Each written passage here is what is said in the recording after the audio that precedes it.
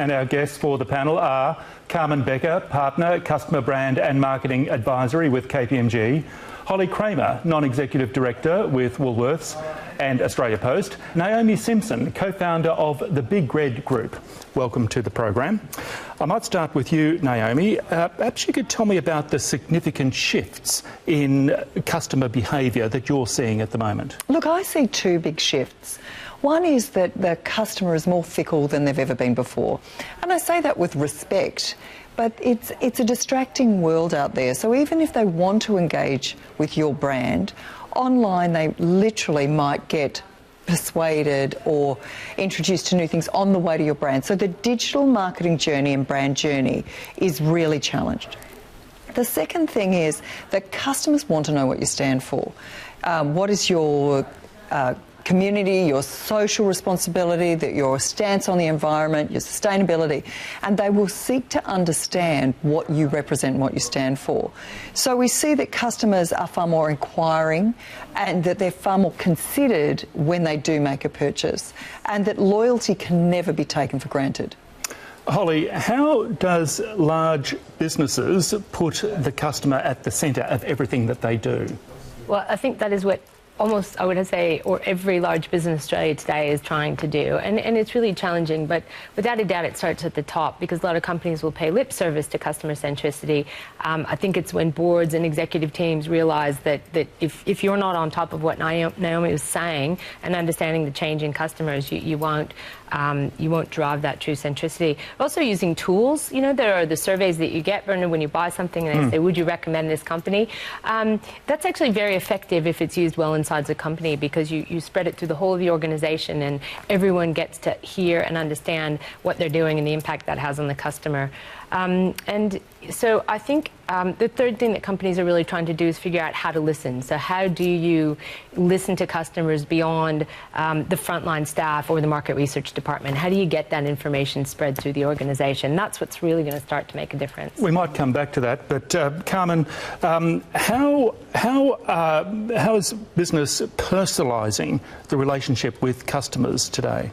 Mass personalisation or personalisation at scale is absolutely critical for business today. It's enabled by two things, really. The first one is technology. So being able to not only look at a broad state customer journey, but actually the micro journey that Naomi referred to earlier of every single customer. And if the tech is able to do that, then actually we can achieve mass personalisation. This leads to another issue. How do you actually build brand loyalty and trust with a company, with a business, for example, with the customers? How do you do that? I'll throw it open to the panel. Yeah, I remember years ago when, you know, we started an online business, and I remember a customer calling saying, I'm on your website and about to make a purchase. How do I know you're real? And I said, of course I'm real. I'm the CEO. And then this woman said, well, how do I know you're not the janitor? Well, actually, I was working from home and I was the janitor as well, so I did all the jobs.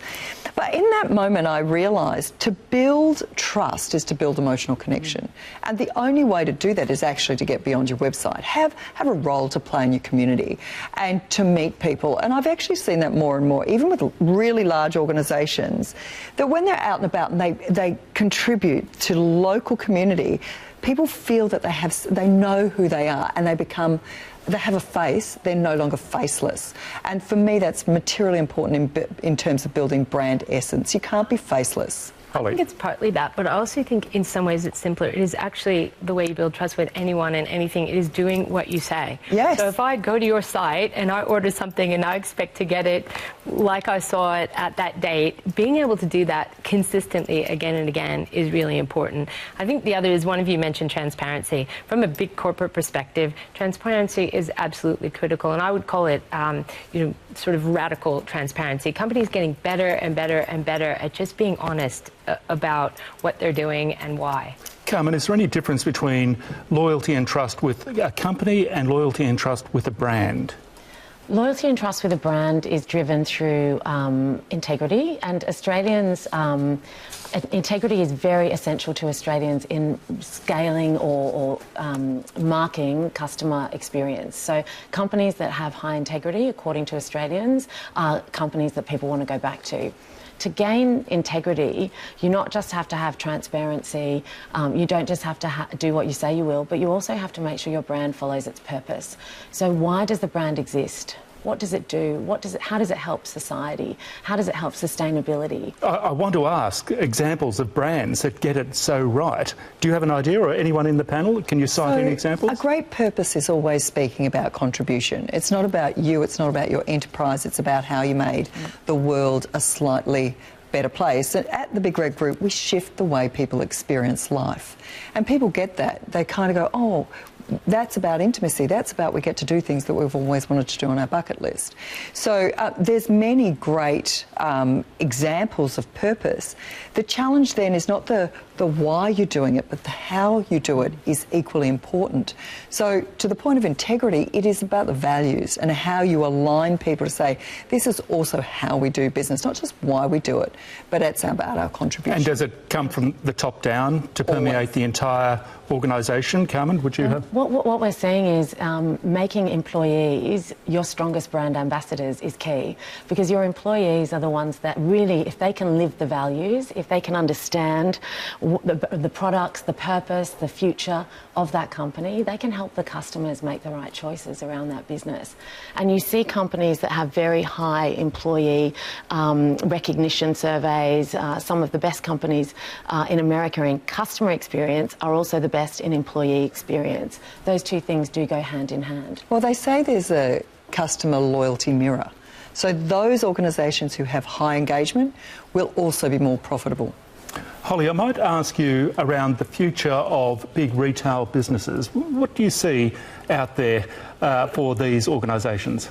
You're the one, Bernard, who sees the future. I wish I did. But I think from what we're seeing today, there's some things we can be pretty certain about.